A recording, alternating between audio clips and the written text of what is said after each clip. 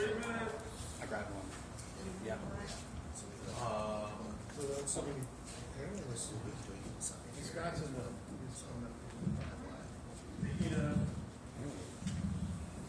Good man, Tim. You're on I it. remind Good myself man. not to do that. I remember. Not to do what? Oh, yeah. Live and live. You got your confidentiality agreement? Yeah. Let me look at it.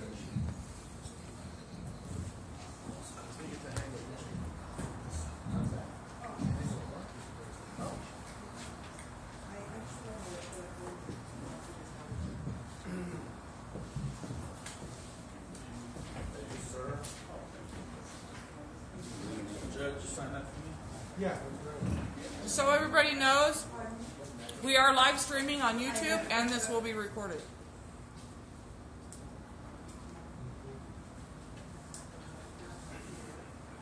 No. Just by the name tag.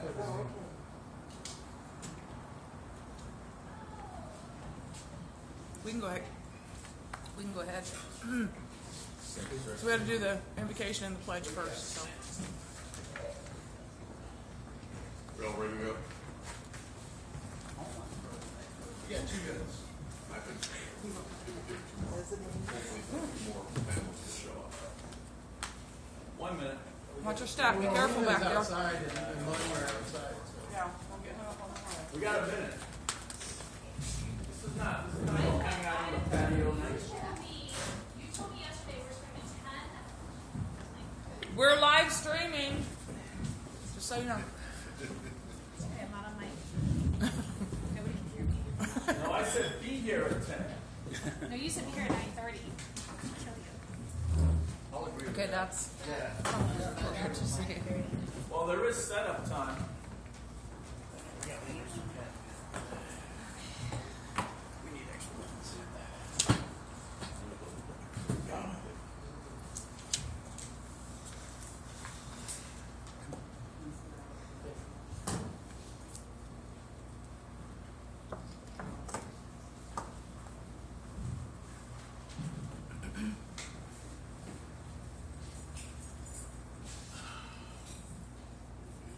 We're waiting.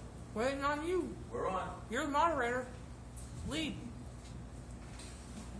Good morning. May I ask everyone to please rise for the invocation by Pastor Stephen St. John, and please remain standing for the pledge of allegiance after the vote.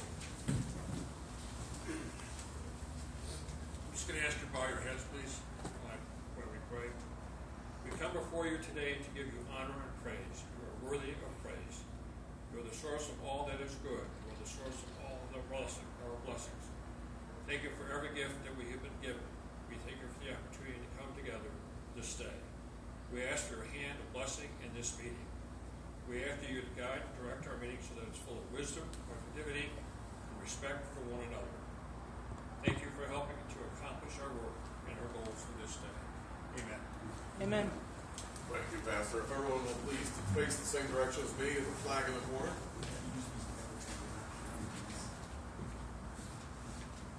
I pledge allegiance to the flag of the United States of America and to the republic for which it stands, one nation, under God, indivisible, with liberty and justice for all. Thank you. Please have a seat.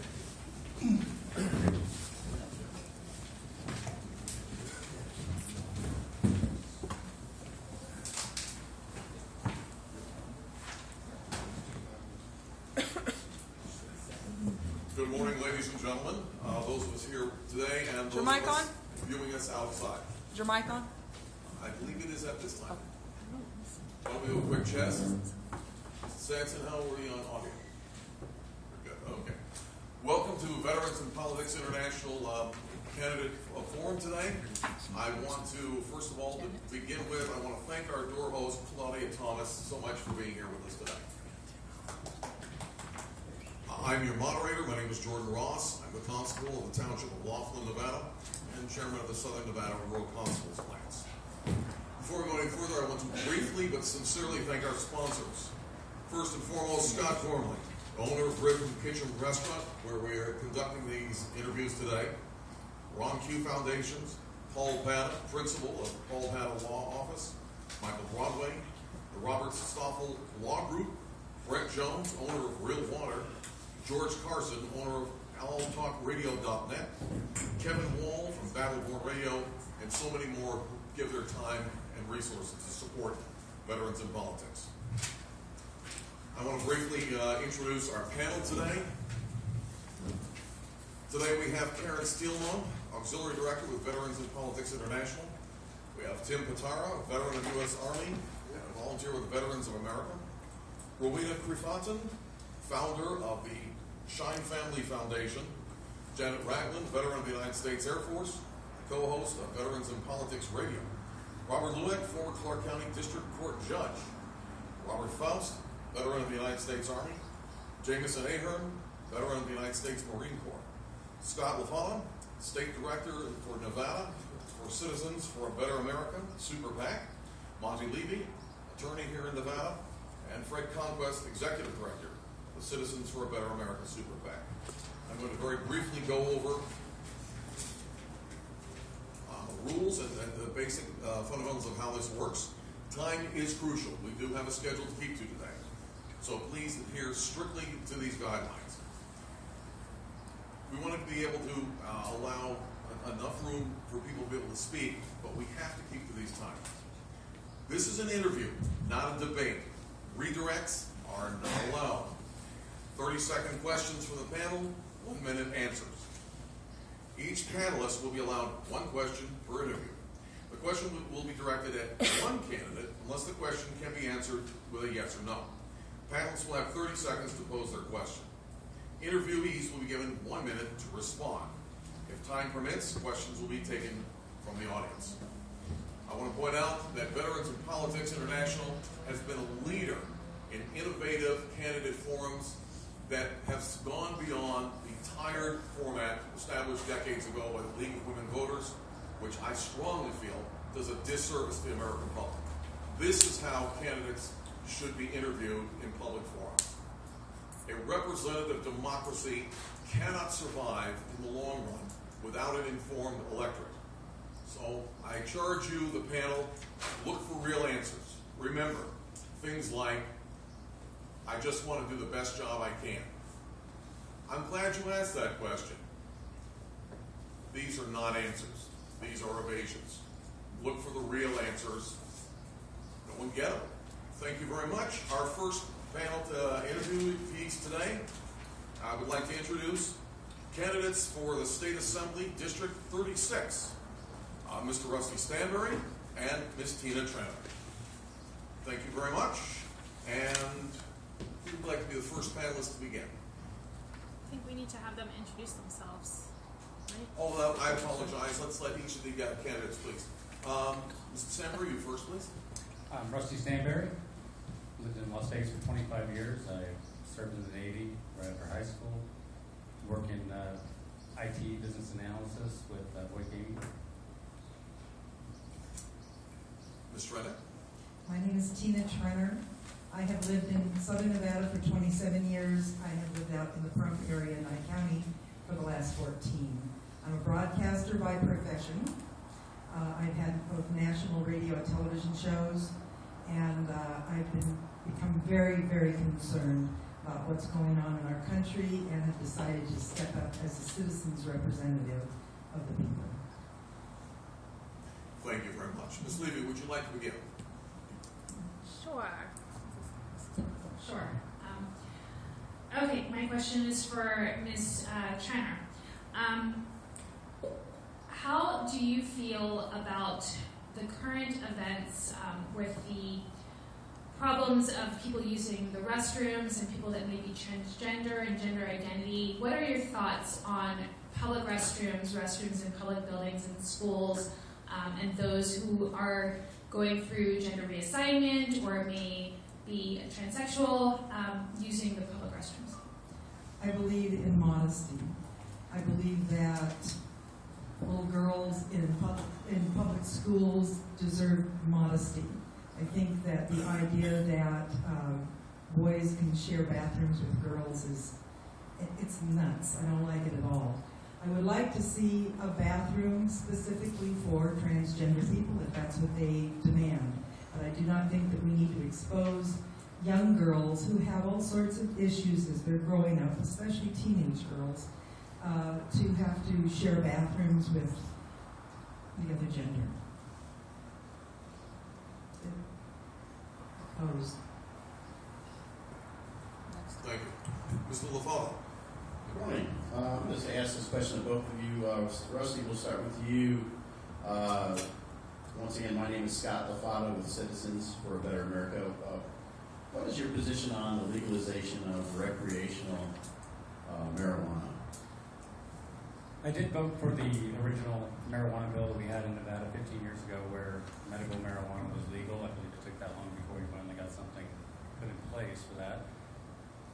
As far as legalization, I know that there's always taxation with legalization, so there's always going to be that part. I don't know. I see that it's growing more and more, and if anything, I just feel like we should decriminalize it. I don't know if we should actually legalize it. Right, Tina? Same question? Well, I'm opposed to the use of drugs. I would like to see us be able to eliminate the drugs out of our society. I'm not sure how we do that. Legalizing marijuana in a state when it's still a federal issue, I think leaves us open to all sorts of legal problems. As far as what the voters have voted, if they want to have medical marijuana and it is controlled, then I'm not opposed to that. But any other use, yes, I'm opposed to it. All right, thank you. Thank you very much. I just want to remind panelists, if you wish to direct to both candidates, please be sure that it's a yes or no question. Mr. Conquest. Yes, Fred Conquest, Push up. Oh, sorry. It's on the same sheet. got it? Is that on? Hello. Okay, Fred Conquest, Executive Director of Citizens for a Better America. In the last election, the citizens of Nevada voted to kill the margin tax by 80% to 20%. Yet the governor and the state legislature voted to enact this $1.5 to $2 billion tax, which supposedly was going to go to the schools, or which the schools have not seen anything. Would you be for or against eliminating the tax or modifying it? Which one are you Both asking? of you, please. Okay, well, I'll go first. It's the reason I'm running. Our representative to the assembly is James Oscarson. Mr. Oscarson said that he would not vote for the tax, and we were quite conservative. We didn't want our taxes raised, and he was one of the main votes that swung the bill, and it was passed. So I think he voted something like 28 bills that had taxes in them. I am completely opposed to it. I want it completely undone. I'm working to help it get it on the petition. We can vote it down yet again, then be in Carson City so we can stop it from going any further. It's just poison. I call it the tax monster. And although she's my opponent in the race, I'm 100% in agreement with her on this situation. That's one of the reasons I did join in the race also. This tax is not necessary. It's a way for bigger government, a small IRS just in Nevada. So we created a new IRS just to be able to go after people who are going to be paying on their gross income. So it's going to be a job killer at the end of the day. And even along with that, I believe that they've also raised the prices of business licenses. And I believe James Oscarson sent his person out talking to people when they asked him about it. He said, if you can't afford the license, you shouldn't be in business. So definitely, this is something we need to rebuild.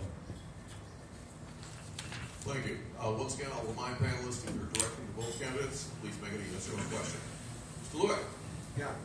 Are we on here? Yes, we are. Thank you. This question is for both of you.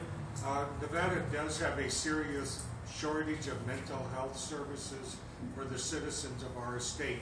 This is very much a nonpartisan issue, and I'd like to hear your proposals or ideas on how to increase and improve mental health services for our citizens. I'll start with. Excuse me, Judge, I'm going to have to ask, if you're going to ask a question that's not a yes or no, you'll have to, under the rules, ask one or the other to answer the question. Okay. Let me ask Mr. Stansberry what you would propose on mental health.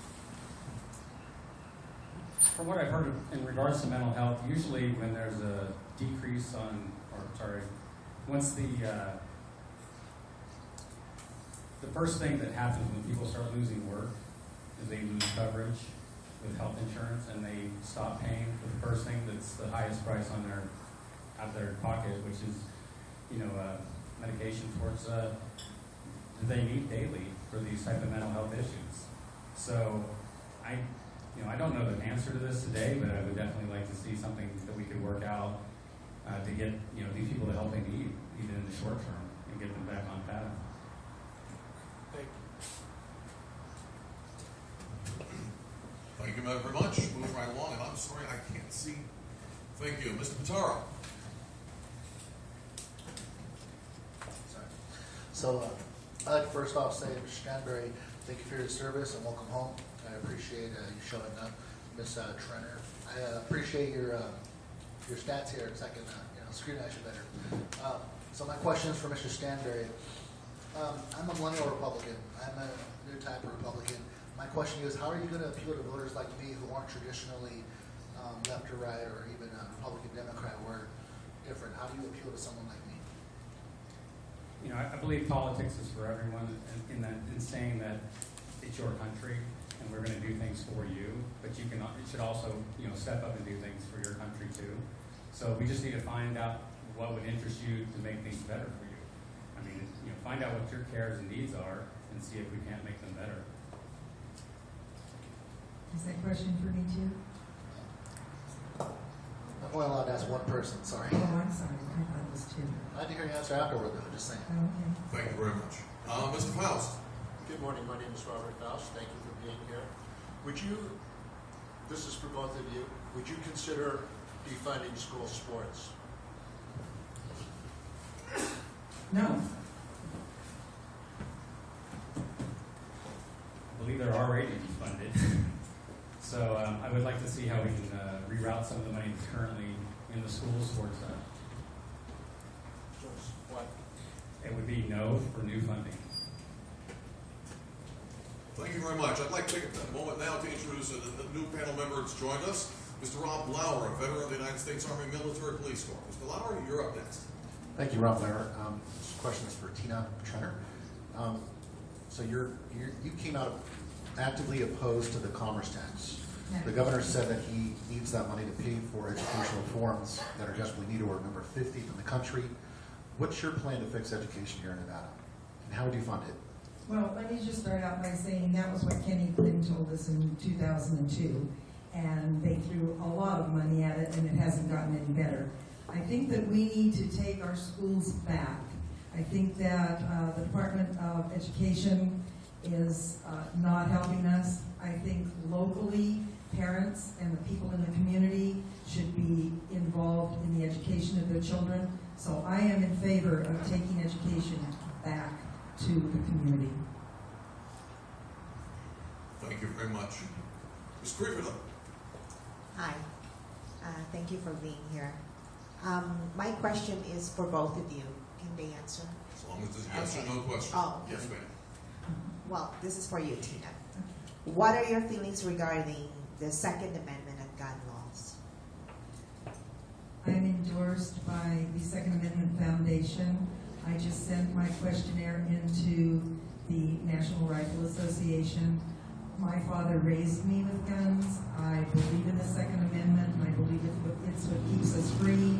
I would never think of infringing on anyone's gun rights. In fact, I believe the Constitution is our permit to carry a gun. And I think that is it, flat out, and I don't think we have any ifs, ands, or buts. Shall not be infringed. How much easier does that get to understand? Thank you very much. Mr. Ager. Good morning. I'm going to ask this question to Rusty, if you don't mind. What type of corruption, if any, do you feel exists in our state judicial system, and what would you be willing to address? Well, I think at the end of the day, money is the biggest corrupter of them all. So, you know, I feel strongly in auditing every situation I can audit, make things more transparent. I work in a situation where I'm a business analyst, and daily I'm writing forms, you know, looking at finding the best solutions and processes to make things better. And I think that we should look at the processes of every, you know, type of piece of government we have and see what we can make better. Thank you, Mr. Stanbury.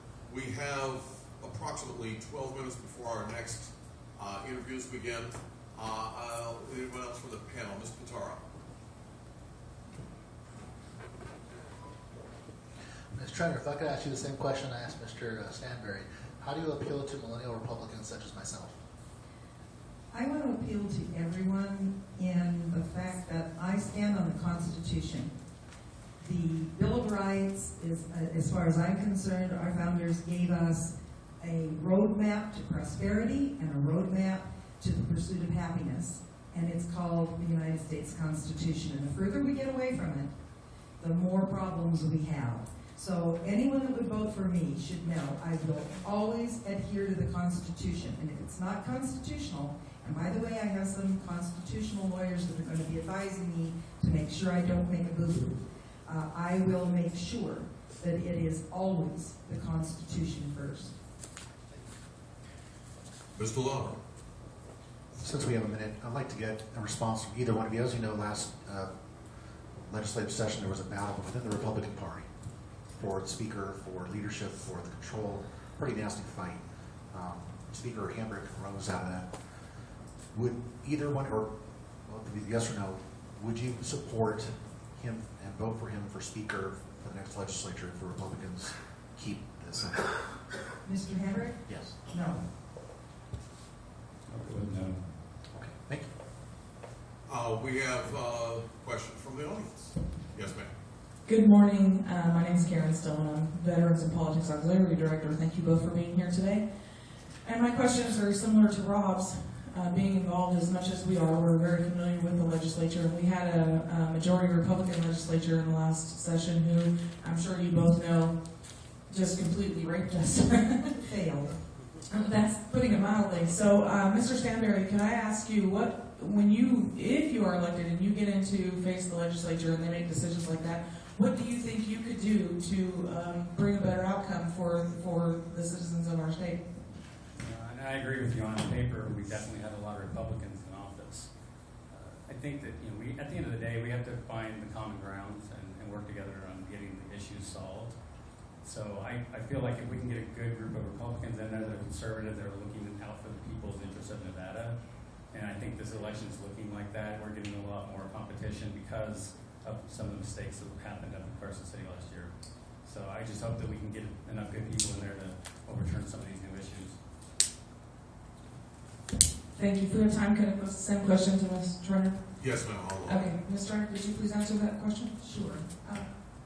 I don't believe in giving up ground. I think that we are dealing with a lot of people that are not there to work with us. And every time that the conservatives and the Republicans give up a little ground, we just get weaker and weaker. So I am not, and I'm completely opposed to going up there and try and deal with people who have already proven themselves to not be honest or responsible. Thank you very much. At this time, we've got Mr. Conquest.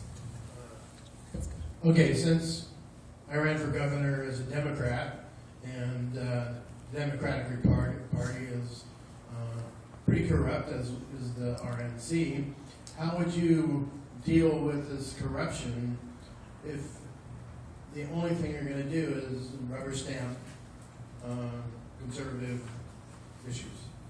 Are you talking to me? Yes. Oh. Well, I'm not going to rubber stamp anything. I really feel as though we need resistance in Carson City. We need to stand up for something, have some principles, and stand our ground. And that's what I plan to do. I hope I can work with people. I would try to work with people, but I'm not giving an inch of my ground that I believe that the Constitution demands that we stand for. Does that answer your question? No, but it's okay. I didn't know that did. I'll allow, at this point, I'm going to allow one question from the audience. Sorry, Ms. Aaron, we need to move on. I'll allow one question from the audience. Is there a question from the audience? That's a little bit different. Sir, if you'd step up and take one of the microphones.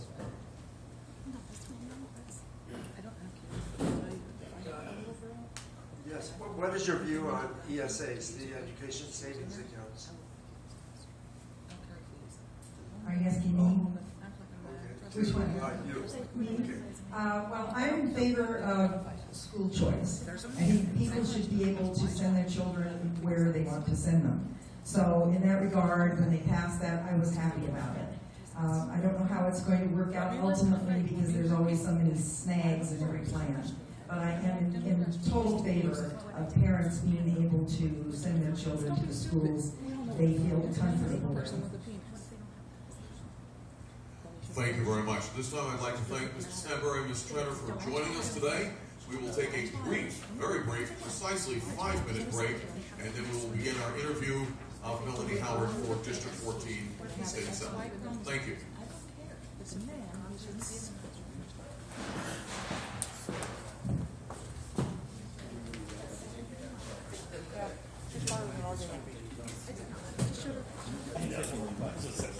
Oh.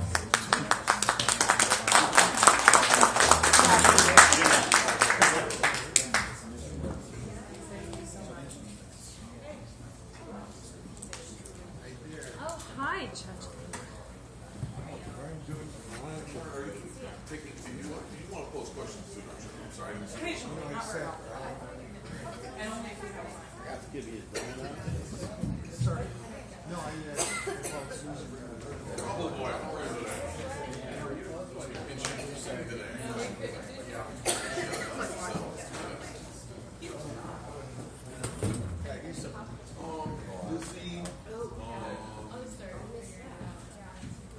That's pretty much wraps it up here. No. What was your vote? Sorry, Peter. Yeah. You said you about the governor. Peter Arnott. Yeah. Or are you talking about the magazine model with his Muppet? Yeah, okay, go ahead.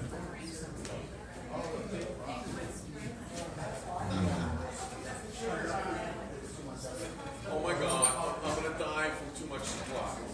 I mean, hello, oh gee. Yeah, but he's just, Where is it? I think I can see it. Really without his eye. well, here's, yeah. It's just, Watch your step. I ain't watching. of course not. No. Give me one No, of he those. did. Give you an extra cent for the night for me. Yeah, well, basically,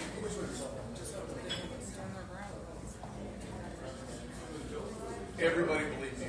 I hate to say it, it's gonna be a little this time. So they might as well send their burden.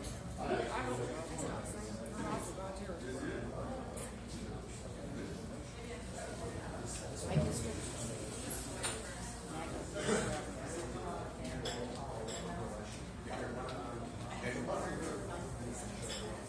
Joe Heck is going to get the big man, and he's got guts, he doesn't care. That's true.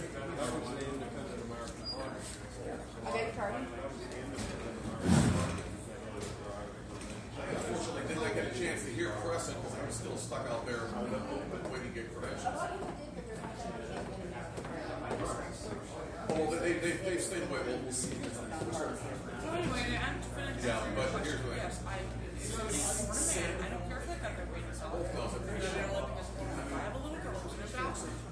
And any I mean, most of them, of most those of people them that have try to act like most of them they're have shared that thing. gender in front of my child, will piss me off and I want to take care of it.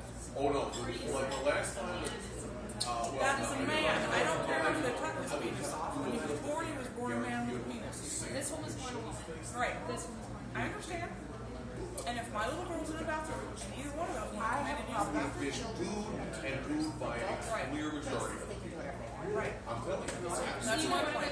He doesn't show you, but he doesn't say, That we're doing was the candidate said, we discussed the bathroom for them, if that's what they really want to do, fine. But we shouldn't, all the rest of us shouldn't have to be subject to their craziness. Especially my child. Now, myself personally, I wouldn't care. Plan table, help me with, it's a My son fundraiser. is in the bathroom, he's 11. It's not the governor's getting it. Ran out the door and I yelled for him. I don't demand it. I understand completely. And isn't it funny how this whole argument always revolves around little girls and men? No, it's not my son. I don't want my son. Little girls and men. It's the concern about men doing something nefarious to children in bathrooms. It's not about women, you know. We could care less if every person who was a woman goes into a bathroom with a child. Here's the concern about the person, whether they were born a man or turned into a man. Okay. That his job. Whatever they put on the virtual through my five cards. I remember catching a knee reflex when he was little. Oh no. Because chromosomally and hormonally, they're still men. You're a man. Look, I smile. This suit is perfectly tailored. It fits flawlessly. But I remember catching bingo. I caught him at a meet and greet. I'm not caught him at a meet and greet. And they still have that question. They're still men. They still think they're men. And additionally, there's still a valid argument to be made.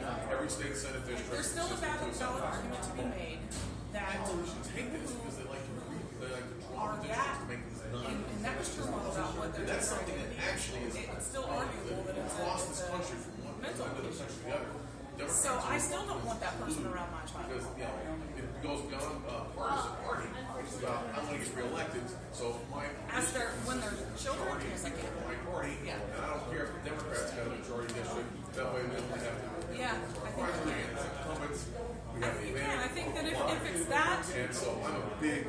if it's that important to people with children, and most Americans have children, those people who decide to do that with their lives should have the option of a separate bathroom for themselves.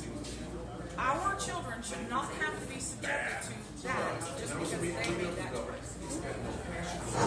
30 seconds. 30 seconds. I'm sure they have. I mean, Pretty boy. okay.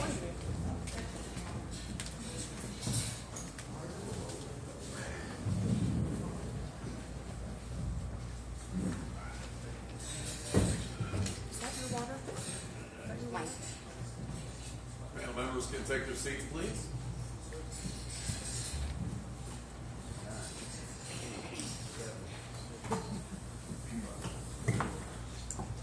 And we're back. Welcome back again to the 2016 Veterans of Politics candidate interviews. Our next interview session will be for Miss Melanie Howard, who is running for the State Assembly in District 14. Ms. Howard, would you like to introduce yourself, please? Good morning. Thank you for inviting me for this interview. My name is Melanie Howard. I am a veteran of the United States Army Reserve. I have two wonderful children. My son is a veteran of the United States Army. My daughter is currently in pre-med. I've lived in Las Vegas for 25 years. I am married to my husband for over 15 years and been with him for 20. I work in the legal field and have for the last 30 years. I've worked for Richard Scotty for the last 18 years with Kemp Jones and Coltart, and now we currently work in the courthouse because he's now a judge. Thank you very much. And we'll start at the other end of the table this time. Mr. Ahern, would you like to begin, sir? Yes, I would. Good day to you. How are you today? Fantastic. All right. What type of initiatives are you willing to back, or do you have ideas for creating businesses for veterans? I actually believe there should be some tax credits given to veterans. They've served our country, and if we can give $1.5 billion to Tesla, we can certainly give money toward tax credits for veteran-owned businesses. Thank you very much. Ms. Griffith. Hi, Melanie. Thank you for coming. Will you vote your conscience, or will you vote the will of the people in your district? That's a tough one, because my district is probably 55% Democrat and 25% nonpartisan. I would probably, I would have to go with my conscience. It would be a lie if I didn't. Thank you very much. Mr. Lauer. Rob Lauer, have you signed the pledge not to raise taxes, and if not, would you? I have not. I have not been asked by Mr. Mute, and yes, I would sign it. Excellent, thank you. Mr. Faust. Good morning, my name is Robert Faust. Thank you for being here today. My question is, what do you think you could do to go to the VA in Reno and maybe straighten that place out a little bit? You know, I believe in accountability, and I think if our assembly people actually in Senate would show up at the VA maybe once a month and start holding their, they can't because it's federal, I mean, they can't make demands, but they can show up and they can start, you know, visiting with veterans that are being served there and ask them questions. And I think if they're more proactive, they'll get more press. My name is Tim Batara. I want to first off say thank you for your service and welcome home. My question to you is basically to help people understand your interpretation of the Constitution. I saw online that you were on the board for Ted Cruz for Nevada. Yes. I'd like to hear your thoughts on the naturalization clause and how you understand it. I'm not a birther, so I actually have read all of the lawsuits that were filed against President Obama. There was a clause in 1906 that allowed parents to register their children as natural-born citizens, and that actually makes them a natural-born citizen, which is why the courts keep denying all of those lawsuits. Thank you. Thank you. Judge Lewin. Thank you. Mental health resources are a source of concern to this community, and this is very much a nonpartisan issue. What would you do to increase and improve the delivery of mental health services? We have a serious problem with mental health. Every Tuesday and Thursday, we have a lot of people come to our courtroom who are on drugs. I think that West Care is a wonderful organization. They just don't have enough beds. I think our mental health court has 2 facilities now, but there's still not enough beds. Funding, there could be some tax credits, but funding for some of those things also need to be done in the community. I know that Barbara Sagowski was a major part of West Care, and a lot of what she did was raise funds and awareness. Thank you. Mr. Conquest. Hi, Melanie. Are you for or against the continuation of Common Core in the education system, and why? Whichever your answer. I'm not a fan of Common Core. However, I do know a lot of people who are in the IT field that are very excited by Common Core because they feel it will help students to understand the computer and technology era. Personally, my feelings on education is students are not a one-size-fits-all. And I really believe that we should stop teaching our students by grade and age and start teaching them by ability. Thank you. Mr. LaFava. Hi, Melody. I'm Scott LaFava. First question is, or actually the other question I've got is, what is your top issue that you'll address if elected to Carson City? Repealing this $1.5 billion tax increase and going through the budget line by line to determine if there are, I believe there are things that can be cut. And this last legislative session, I don't know if that tax increase was necessary. However, what I do know is it was literally shoved down everybody's throat, and there was no debate, there was no discussion, there was no line by line on the budget. So that's something that I would like to see happen. Thank you. Ms. Levin. Hi. Ms. Howard, my name is Monty Levy. How are you? Good, how are you? Good. It looks like we have so much extra time. I'm hoping we can go around the panel again because I have so many questions for you. First of all, thank you for your service. I know you're a veteran. And I'd like to ask you, what motivated you this year to throw your name in the hat for assembly? I was asked to. By who? by the Republican Party. Okay. Can we ask more questions? We'll go to Ms. Steelman first, and then we'll take another swing around. Okay. Good morning, Mrs. Howard. How are you today? Thank you for joining us. Thank you.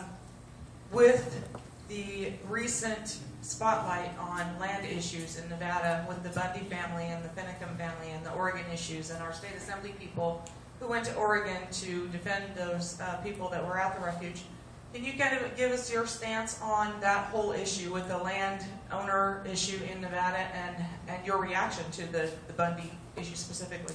The Bundy situation here in Nevada. Is there another one? Well, I mean, the Bundys were in Oregon as well, and I disagree with their position there. But as far as what happened in Nevada, I think the BLM completely overreached their authority. And unfortunately, I mean, as a result, they destroyed water wells, they destroyed cattle. I mean, you don't herd cattle with trucks, you herd them with dogs and horses. And what they did to the land itself was just atrocious. I do believe the Bundy should have paid their taxes, but I also believe the BLM had so many other options and instead chose force, and it failed. And could you follow that up with what your stance is on the landowner issue in Nevada, federal versus state? I think that we need our territory back. I mean, the federal government owns 85% of Nevada's land, and I truly do believe that they need to start releasing that land back to the citizens of this state. Thank you. Thank you. We're going to come around the table again, beginning with Mr. Ahern. Quickly, if people have additional follow-up questions, if you don't, go ahead and pass on to the next person. Question that I actually asked is the people from the last district, what type of corruption, since you're in the judicial system for 30 years now, what type of corruption do you actually see that you can identify and describe to us that needs to be changed? I have personally not seen any corruption. I'm aware of Judge Jones, who's his position, and he has been held accountable. But personally, everyone on my board, which is all I care about at this point, is very honorable. They work very hard. What do you think is the biggest problem facing your district? Jobs. Our district is it's up between Nellis and Sloan, and I believe Bonanza and Desert Inn. It's an older community. However, a lot of my neighbor has been out of work for 4 years now, and she's 60, and she was not quite ready to retire, and she would love to get back to work. She's gone to school, and she still can't find a job. So a lot of it is really all about jobs. What will you do to improve that? I don't know what I can do other than give businesses incentives and get rid of this margins tax and payroll tax. I don't know if I could do that, but I would definitely try. I'm Stephen, Captain Truth Dempsey, co-founder of We Are Change, 9/11 Truth. Regarding the Bundy payment of taxes, if the evidence were to show, and I believe it would, that Mr. Bundy did in fact pay the taxes to Clark County, and who accepted the payment of those taxes, would that affect your view of whether or not the Bundys were in the right regarding payment of taxes? I don't know tax law well enough. I mean, Clark County should have passed that money on, but they didn't. Tim again here.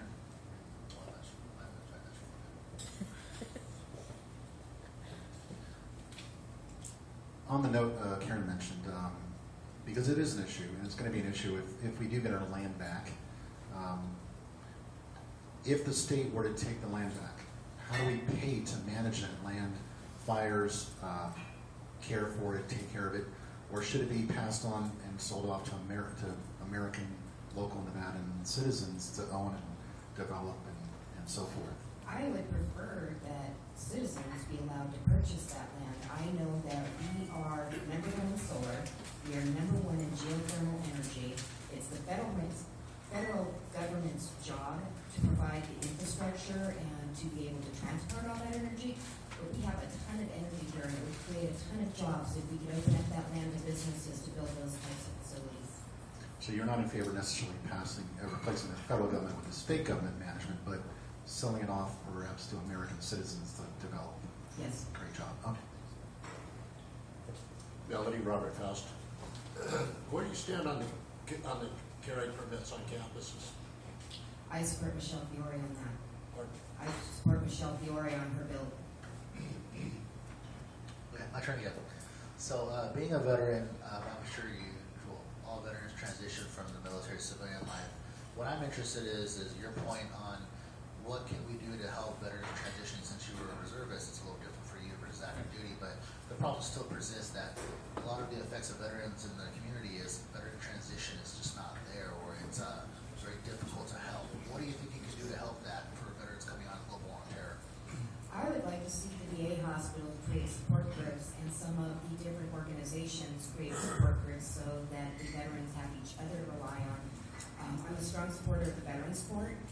They used to, in Clark County, any veteran who was transitioning out and had maybe issues with painkillers and stuff wound up in drug court with young men and women who don't have the same issues as they do. So with the Veterans Court, I would like to expand that program exponentially. I mean, it's just a wonderful program that gives them an opportunity to be with their peers. Thank you.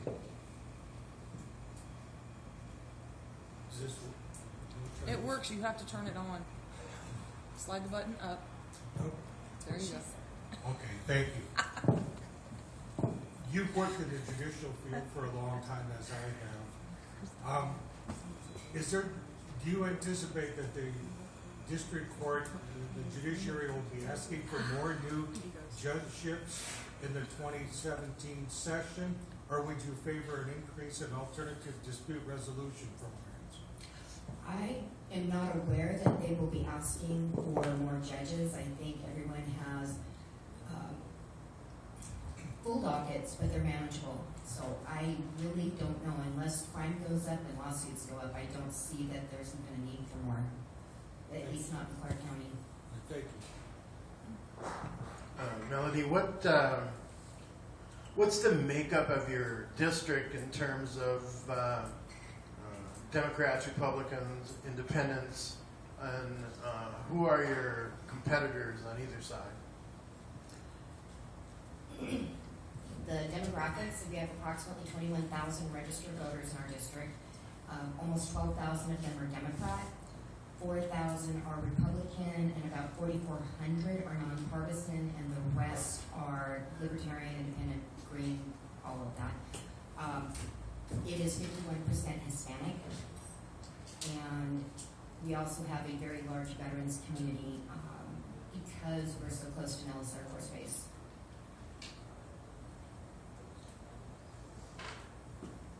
Mr. LaFalle? Who are your competitors?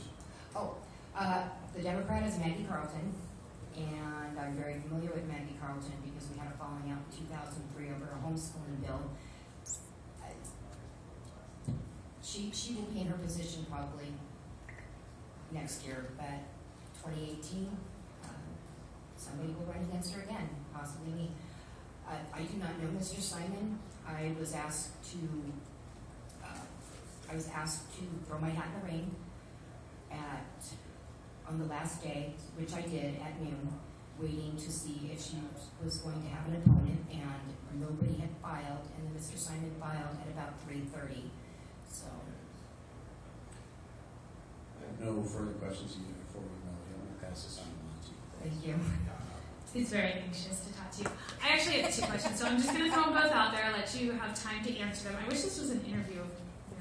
All right, so you talked about Maggie Carlton. Yes. Now, I'm a registered Democrat, lifelong Democrat. I consider myself to be very active in the party, and I know most of the Democratic leaders in our community. I've never met Maggie Carlton, and I don't know if you maybe have some explanation as to why someone like me, who's very involved in the Democratic Party, goes to all the events and knows all the party leaders, why I would not have met her and why she's not out there. My other question for you is, you talked about the demographics of your community in your district.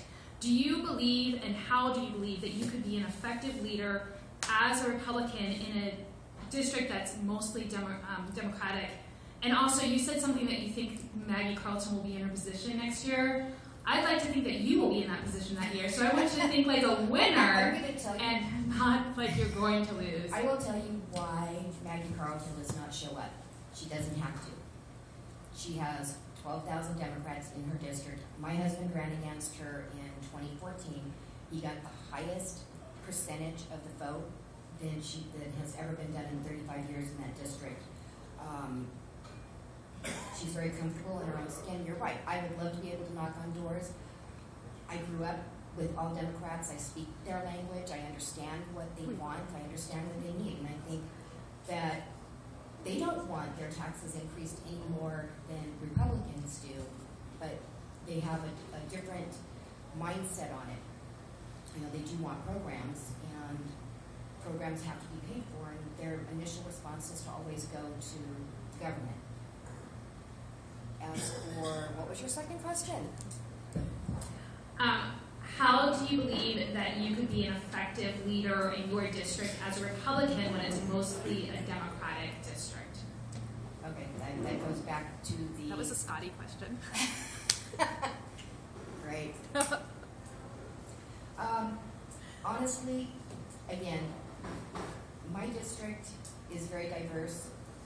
I can relate to that. I grew up in a very diverse community. I think I've always lived in a district where it's been at least 50% Hispanic. Where I grew up in California we had a very large amount of Vietnamese who were fleeing Vietnam. We had probably 50% of the kids that I went to school with were undocumented. They have a lot of our immigrants have a very strong work ethic, and I think our community has a very strong work ethic. And I would just have to be able to talk. I mean, Republicans are really bad at communicating. And as much as I hate to say it, Democrats are better at communicating than Republican leadership. I would be more communicative. Thank you, Ms. Howard. I appreciate your answers. Ms. Steelman. Hello again, Melody. Karen Steelman again. I just wanted to clarify your last point about the Bundy issue. It wasn't the taxes, it was a grazing fees issue. They had to pay their taxes. The question was grazing fees. Okay. But I wanted to ask you about the reason for running you gave was because somebody asked you to. Does that mean you're not very passionate about representing the people of your district? And would you work for them 100% if it's not your choice? I've been in politics for a very long time. I'm a realist. I would not invest my money into this race. However, I will invest my time and my sweat into knocking on doors and talking to people. So the answer would be yes then? Yes. Okay, thank you. Thank you. At this time, I ask the panel members to review their notes, take them solidly. We are going to adjourn for a short lunch period. We will return. I'd like to ask all the panel members to be back at 12:35. And thank you all very much.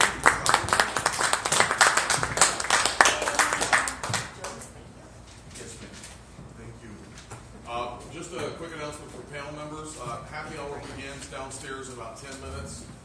The owner of the restaurant is graciously, for those who are panel members, watering you for free. Again, our gratitude to you for that. And if everyone can be back at 12:25.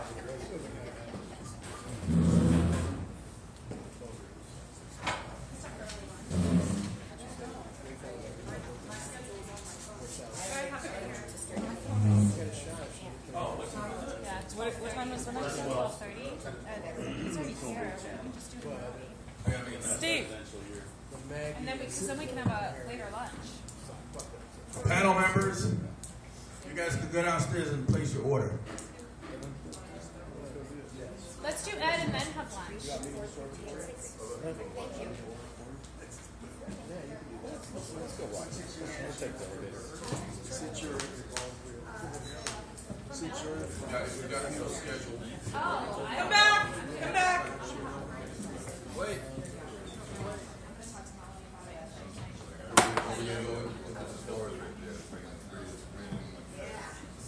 Panel members, if you can all come back, apparently a decision has been made by our esteemed leader. We're going to go ahead with the 12:30 interview, and then we'll break for lunch then.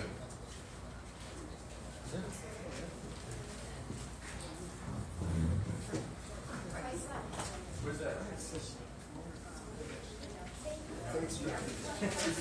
Is candidate leading? No, he's here.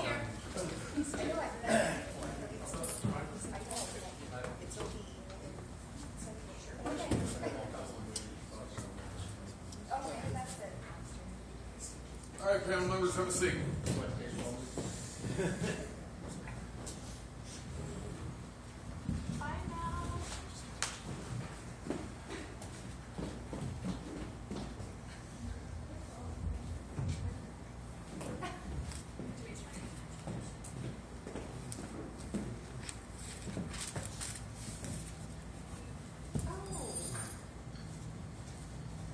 Ladies and gentlemen, welcome back to the Veterans in Politics 2016 interviews. Our next interview will be with Edmund Euling, who is a candidate at this time for State Assembly in District 16. Mr. Euling, would you like to introduce yourself? Yes, first of all, I'd like to thank Veterans in Politics and Steve for creating this opportunity. This is the one valid forum, I think, that exists in Southern Nevada for ferreting out people's views and so on. And I'm especially impressed by the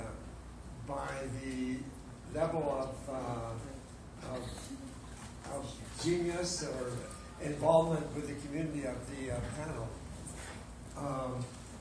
My name is Ed Euling. I'm running for State Assembly District number 16. I've been a resident of Clark County for 72 years now, and I graduated from high school before the Clark County School District was even formed.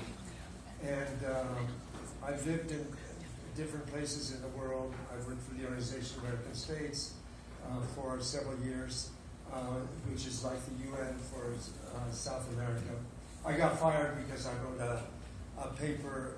I was in an area of government efficiency or government effectiveness, government goals, government performance, and I wrote a negative paper about Panama, and I got fired because of that. But I'm amazed to see Nevada has even greater problems than some of these South American countries had back in the 60s and 70s when I worked for that organization, for the Alliance, did a paper for the Alliance for Progress. My opponent is a Democrat. This is a very Democrat district. I ran for Senate that includes this district, Senate District 10. Assembly District 16 is half this Senate District 10. And I was surprised at the results that I got as many votes as I did, since the incumbent at that time was a very well-known person. Anyway, I want to hear your questions. Thank you very much. We're going to begin with Ms. Lee. Thank you, Mr. Euling.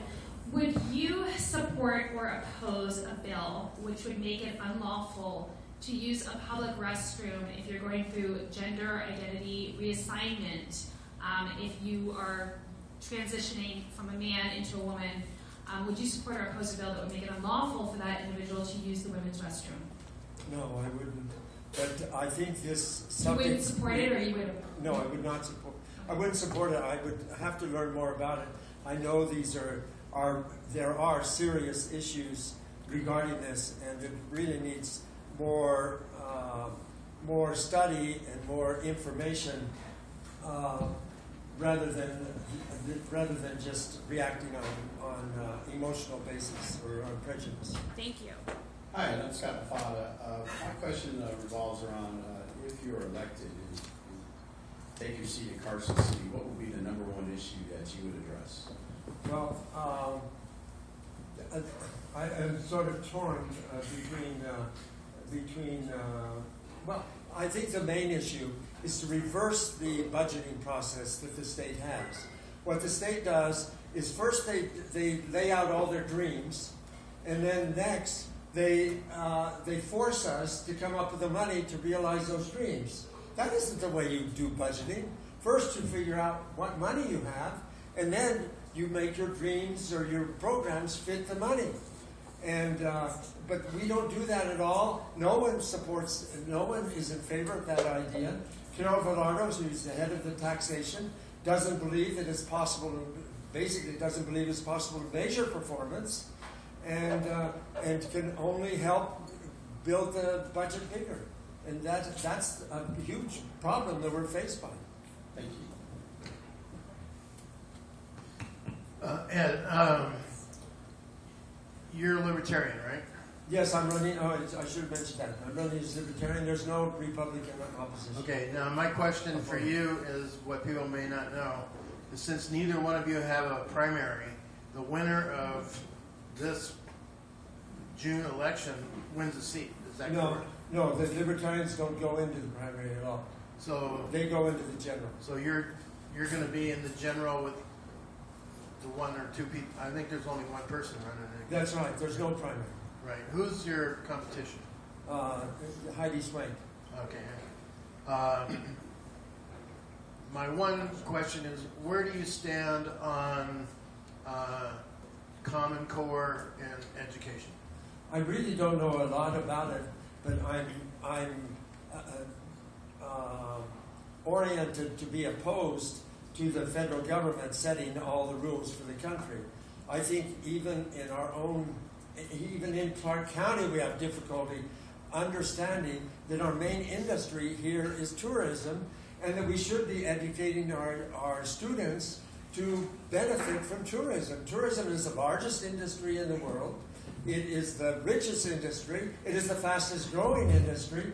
And if it's going to grow, it's going to grow internationally. And we're not emphasizing teaching languages to kids, for example, or having them study abroad so they learn other cultures. So, and learn how to do business with all these people that are going to be coming from all over the world to Las Vegas. So what does that mean? That means that, and that's only one example, that means that we're going to have to import workers in order to deal with these people. We're going to have to import people who speak Mandarin, when our own students could be learning that. But there's no emphasis at all on that. The school district doesn't acknowledge that as our basic industry, our basic education orientation, certainly. Thank you. Judge Luke? We have a serious problem here with mental health. I'll start over. We have a serious problem with the shortage of mental health resources for Clark County residents. What would you do to increase and improve the delivery of mental health services to the public? Yeah, I agree. That's a huge problem, and something has to be done. But I would work. I'm mainly oriented toward economic development and creation of jobs. I think if all these people had something to do, if they were realizing their dreams, if they were working toward their dreams, we would not have as many mental health problems as we do. If we had a society that gave people opportunities, real opportunities, instead of having them just sit at home or be on street corners, and so we have to have economic development first. But certainly we need more community cooperation or some other program to deal with mental health. I'm impressed by the notion of co-housing. The little I know about it, I really don't know a lot about it, where communities are being formed, where these people can be taken care of within a living community. I see that as a possibility for dealing with this. in addition to what's normally expected, more mental health facilities. Thank you, Mr. Pataro. So, my question is actually, because you're a libertarian, I think it'd be a very interesting question to ask you. This is basically on your interpretation of the role of government over the will of the people. So in 2002, Nevada approved a ban on gay marriage to its constitution. However, it was later overturned by a district court. I want to know your opinion on the role of the federal government or a larger entity overturning the will of the people in a state. Okay. I don't think it was overturned by a district court. I think it was overturned by the Supreme Court. Well, it's because the domestic was the court and then the marriage was the federal court. The same question applies. Any outside of the state of Nevada overturning the will of the people. Let's rephrase it, Yeah. I guess. Okay. I don't think that within the Constitution and certainly within the Declaration of Independence, people have a right to decide what rights other people have. All of us have rights, and people should not be denied rights. The more we expand that, the more that people can produce, the more that the country can grow, and the more calm of an environment, of a social environment we have. Gay marriage, as you may know, I don't know, I'm gay, but I would never want to get married to my partner of 35 years, or 33 years, excuse me, and because I don't believe that's a personal choice. I wouldn't deny that to other people.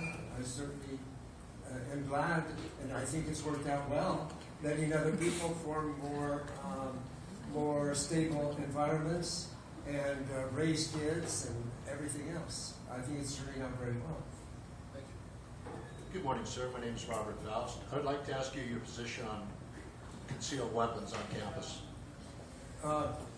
I agree with what someone said previously, that the Second Amendment is very clear about these things and the rights of people should not be infringed. And if you look at it, the reason these countries all over the world have so many, one of the reasons these countries all over the world have so many problems is because they're not able to have guns. And so the government or the government forces or the rebel forces come in and mistreat the family. The fact that this country has the ability to have guns makes us free. Since the issue came up, I'd like you to address, it's been a big issue across the nation, the issue of, it came up with a baker, of course, and I think it was Oregon or Washington State, and so it applies here as well. And in fact, we obviously had a new change in the law with gays being allowed to be married here. In fact, there was a wedding chapel here that was a for-profit, not non-profit, and the woman there said that she would refuse to marry gays. There's businesses who don't feel comfortable in providing services to gay weddings. What's your feeling about the law regarding that? And should private business owners have the right to serve who they want and not serve who they want? Yes, very interesting. I believe that this is not a wedding chapel is not a bus. What do you call it? Company or operation where the operator should not have any right to refuse to allow someone who's gay or who's black, refuse to allow them to get on the bus. If you have a private business that's of your own, I don't see any problem at all with you being able to make the decision who you're going to serve. And if you're dumb enough to reject a whole segment of society, that's your issue. If you want to do that, that's up to you. I find it sort of humorous that pizza parlor owners were somehow rejected are sued because, were sued because they didn't serve pizza. I can't imagine any gay people having a wedding where they serve pizza. I mean, that just completely baffles me. Hi, thank you for being here. How would you describe yourself philosophically? Well, I think libertarian serves that I believe in freedom, both financial freedom and personal freedom. And I think the Declaration of Independence states that very well. Life, liberty, and the pursuit of happiness. We're all entitled to that. And the government does not have a right to interfere in that. Certainly not create things like, for example, our infamous drug war, where we spend $50 billion a year and cause 60,000 people to be killed in Mexico in 1 year, or conduct this war all over the world that has no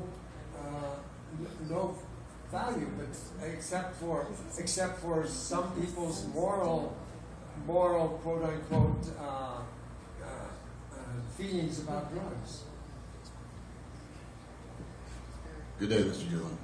I was going to ask you a question about education until I heard what you said about private businesses being able to pick and choose who they actually serve.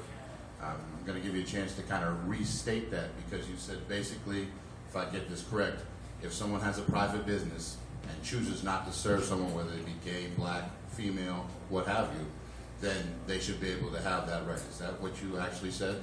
I think in all businesses you see a sign, and well, not all, but a lot of businesses you see a sign. We have the right to refuse service to choose who we serve as served. I don't know exactly what it says, but something similar to that. Right, because the signs used to say no black people are allowed, or you can't drink it, whites only, drinking fountains, that type of thing.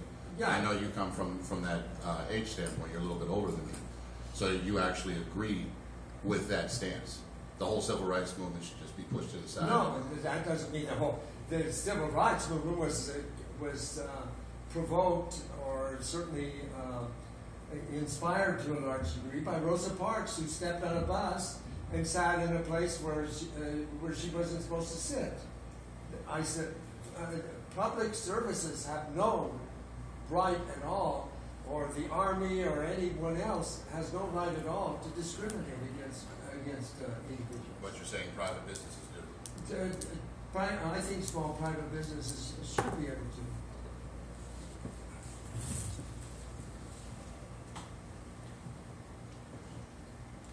Sorry, that one caught me off guard.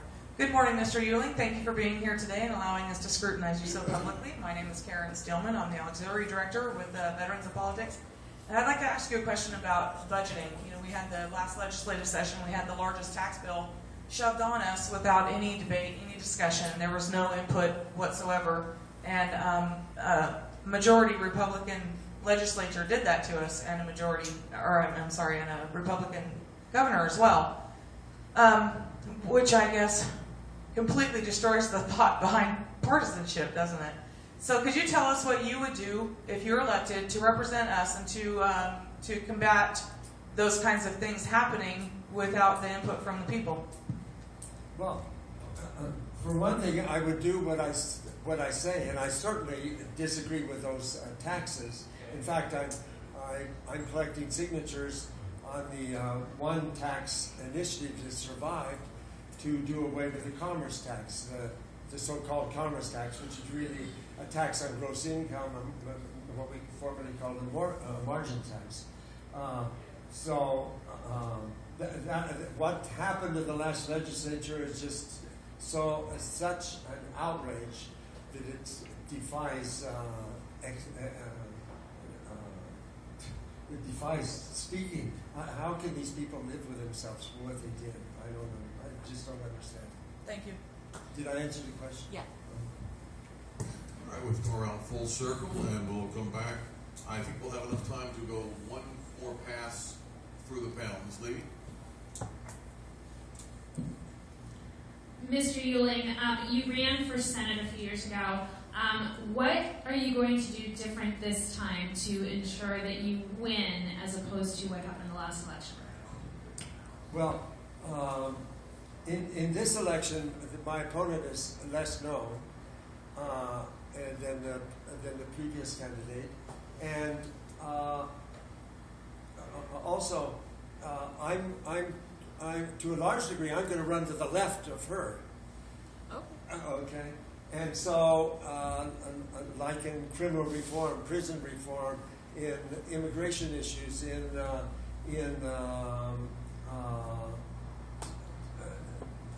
things that I can't think of the specific things right now, but in a lot of issues. I speak Spanish. I'm very fluent in Spanish, and so I will be talking. And it's easy for me to establish relationship with Hispanics.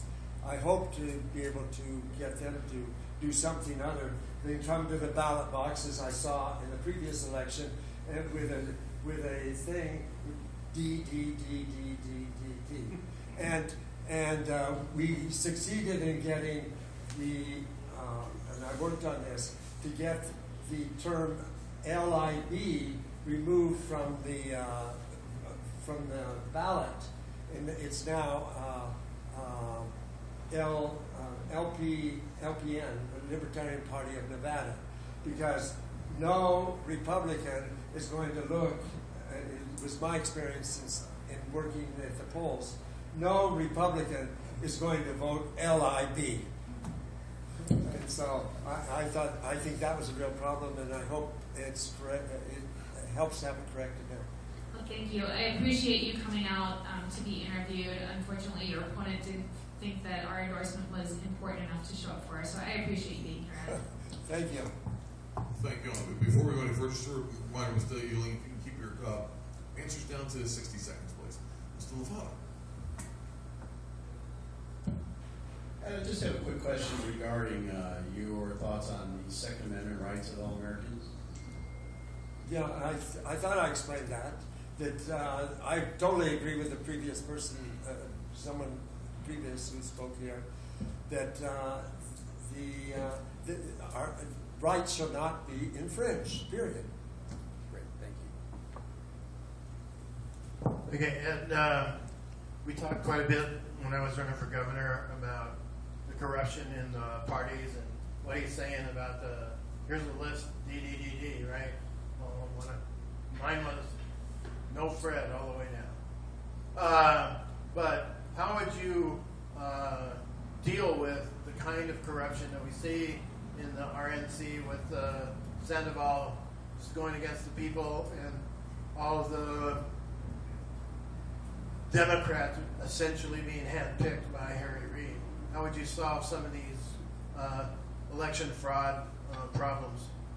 Well, I don't think I alone am going to solve it by any means, but I think the people of Nevada will hopefully have a clear choice and an honest choice this time, not a dishonest choice like last time in November as to who to vote for. And if the taxation thing, for example, gets on the ballot, I think there's no question that that one just gets slaughtered again. It was killed 80% to 20% in 2014. Am I going over my minute? No, it's fine. We'll take comments from the audience as soon as we let the panel members have one more run. Judge Luke? Yeah. I admire your courage in admitting that you're a gay person, which is fine. Do you agree or disagree with the United States Supreme Court decision that legalized gay marriage? Well, I thought I made it clear that I agree with it, because I don't think that I should determine someone else's rights. Those are constitutional issues and properly solved by the court. Thank you. Mr. Pizarro. So, I'll just ask this question, see if you understand. So, from your interpretation, marriage is a right, and being that is God-given, correct? Basically, yes or no is my answer to my question. No, it's government given. The laws that impact on marriage, or that marriage impacts on the laws, there are thousands of laws that benefit married people over unmarried people. And so it's an act of government. Maybe the government should get out of it and not have any preference for married versus non-married, and just let people set the arrangement that they want. Thank you.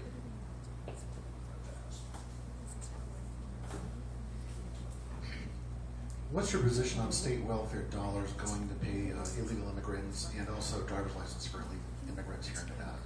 Well, I'm against all welfare programs, especially including corporate welfare, where all of a sudden we now have a situation where the governor's office determines what businesses can move to Nevada, and how do they encourage them to move? They say they move here because of the education system, but in fact they move here because of the tax situation. They give all those companies tax benefits. They allow them to avoid all the taxes that they created. And so now all the businesses have to go through the economic director. I didn't answer your question. No, you did, but the other part of the question was driver's licenses for illegals. Oh, I think we should be looking at our population as it is and doing everything we can do to enhance the ability of everyone to reach their goals, to That's a do yes the or no best. question, sir. Do you support, yes or no, driver's Absolutely license yes. for illegals? Absolutely yes. Okay. I just want to get clear. To allow them to get around and to do work, to produce things for the society, to absolutely. What would your first action be once elected? My first action, I went to the opening of the legislature last year, and I've forgotten what they do first. It's a lot of hoopla and ceremony. But as a legislator, I won't have a lot of power except to talk to people. So I won't. I don't think new legislators even have the ability to create laws or to propose laws. And I'd have to think about that. What would be the best law that we could create? Maybe do away with this crony capitalism system that the governor has set up now. Mr. Hayden? Knowing that the space program is very prevalent in Nevada, as well as solar power and those type of things with Tesla and Faraday, Bigelow Aerospace, aside from training our children and other people to be educated in hospitality industry, which is what you stated before, what type of initiatives in training people in technological fields would you back? Well, I think it's fine if a company comes here and operates on the basis of every other company, and that we educate. I mean, we're certainly trying to do that. I think it's failing. Compared to other countries, I travel a lot to China, and we don't even come close to what China does, for example. But I think that our education system emphasizes math and science, and so I think they're failing. But I would certainly encourage them to continue that for the students that are interested in it.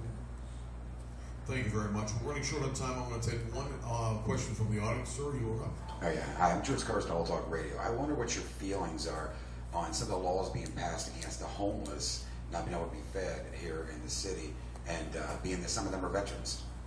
Yeah, I really don't understand the government's approach to homelessness.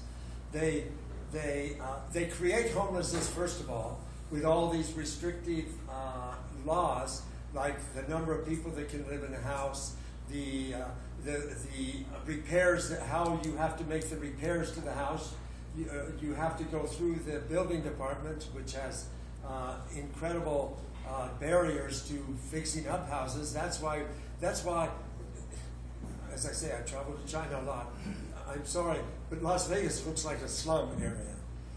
And you go, and certainly, especially the center part of the city, you go, and the part of the city that's made it possible, provided the infrastructure for thousands of subdivisions in the suburbs, is totally deteriorated because of these laws that favor developers over existing communities.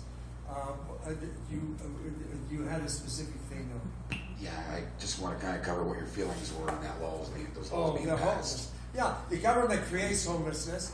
Then the bureaucrats go to Washington to try to get a grant to deal with homelessness, and their ideas are spend $300 a square foot to build housing, which will only provide enough housing for a small fraction of the number of homeless people. In the meantime, the homeless live under the streets, in the tunnels, and out in the desert. The property next to mine has probably a dozen or 10 or 20 people living on the. And the other day, someone was killed. Why not Why not go halfway instead of having to have luxury housing, or let people live in tunnels? Why not go halfway and set up a tent city on the government land, where at least people can get a shower, they can get around, they can have a place to secure to keep their things. As I say, the government has created this problem. Well, Mr. Euling, I want to thank you very much for taking the time to visit us today. Panel, thank you very much. And let's give a round. This panel will reconvene at 1 o'clock. Yes, you did great. I love your answer. Well, I thought we were going to move I stand corrected. Since our folks, if I can have your attention, since our next interviewees are not scheduled for 1:30, we're not going to convene till 1:30. So you get a little longer time to take a break for lunch. We'll see you back here at 1:30. Happy hour and lunch downstairs. Thank you. Good quality time. Good job. Oh, thank you. Where do I know you from? Libertarian Party. Oh, really? Yeah. Okay. So who's it